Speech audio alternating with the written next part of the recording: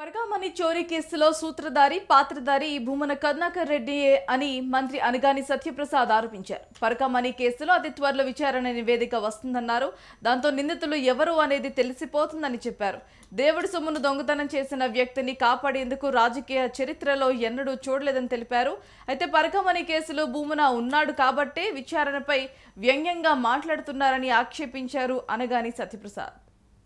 నిన్నటితో అయిపోయింది. రేపటికి వాళ్ళకి ఒక రిపోర్ట్ కూడా వాళ్ళు ఇస్తారు. రిపోర్ట్ మనకు క్లియర్ కట్ తెలిసిపోతుంది ఎవరు తప్పు చేశారు, ఎవరు తప్పించుకోలేరు. ఎందుకంటే ఒక మనిషి దగ్గర నుంచి అతను దొంగతనం చేసిన తర్వాత కాంప్రమైజ్ అనేది అది చరిత్రలో మనం ఎప్పుడు ఎక్కడ వినటువంటి విషయం.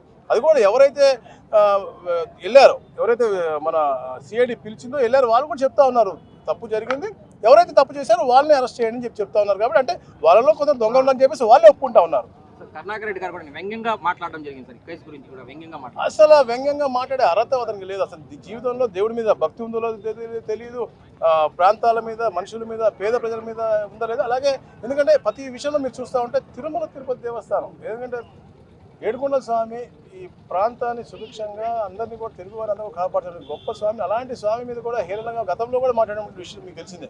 పింక్ డైమండ్ అని చెప్పి మా మీద అబద్ధాలు చేసి చెప్పాడు, లడ్డు పూజ వచ్చినప్పుడు అబద్ధాలు చెప్పాడు, గోశాల దగ్గర నుంచి అబద్ధాలు చెప్పాడు, అన్ని రకాలుగా అబద్ధాలు చెప్తాడు, వ్యంగ్యంగా మాట్లాడు. ప్లస్ దీంట్లో సూత్రధారి పాత్రధారి అతనే కాబట్టి అతను వ్యంగ్యంగా మాట్లాడతాడు.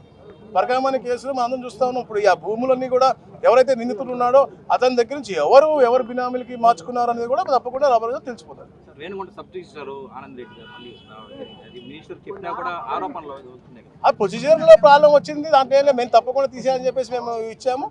వాళ్ళు కోర్టు నుంచి ఆర్డర్ తెచ్చుకున్నారు కదా అని చెప్పేసి ఐజీ గారు అతను కూడా